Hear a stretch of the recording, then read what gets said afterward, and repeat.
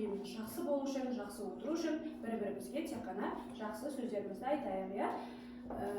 Амира, сен бүгін өте әдемі болып тұрсың. Рахмет. Айша, сен бүгін әдемі болып тұрсың.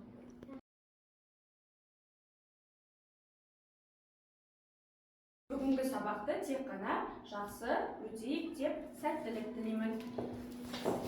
Сәттілік, сәттілік, сәттілік. Жақсы бала. Үйге тапсырма берілді, иә? Соларды қайталаймыз. Сұрақтарға жауап беру арқылы барлығымыз дұрыс жауабын табуымыз керек. Наурыз мерекесі жылдың қай мезгілінде және нешесінде тойланады? Сымбат, айта ғой. Көктемде 22 наурызда. Өте дұрыс. Енді балалар дұрыс жауап, иә?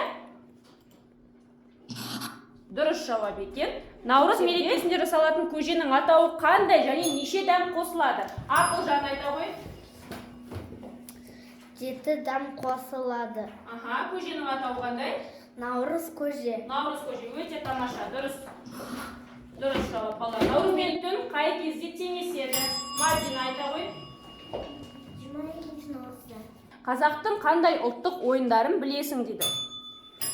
Арлан айта ғой. Алты бақа. Асық ойын ойнайды. Көкпар, алтыбақан, қыз қуу.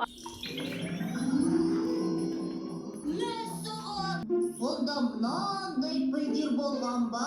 Иә, олардың өмірде болғанын, бірақ қазір жер бетінен жойылып кеткенін ғалымдар дәлелдеген. Қойшы, ғалымдар қалай біледі оны? Балалар енді түсіндік пе? Яғни балалар біз тарихты кімдердің арқасында біледі екенбіз?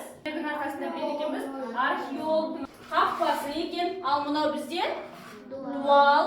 Мынау бізде шеберханалар орналасқан екен балалар мына жерде. Мына жақта бізде ежелгі қала, ал мына жақта жаңа қала, яғни қазіргі қала. Сол осы суреттердің ішінен, бөлшектердің ішінен өзіміздің қаламыздың бөліктерін тауып алып, мына ақ параққа біз құрауымыз керек.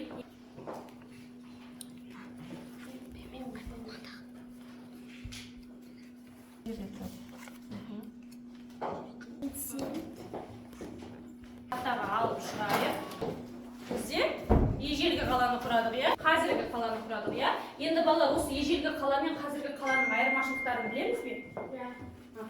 Қазіргі қаланың айырмашылықтарын айтайықшы, ежелгі қалада. Қазіргі қалада көп көліктер бар. Көліктер бар қазіргі қалада. Технология көп бар.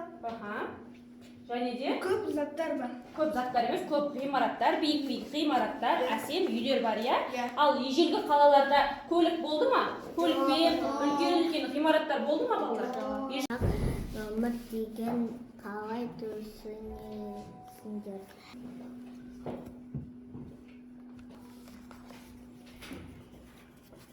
Осы билетті сендерге жеке-жеке әрқайсыңа таратып беремін. Сабақты түсінбесек отырар қаласына, сабақты түсінсек қазіргі Астанаға таратамыз.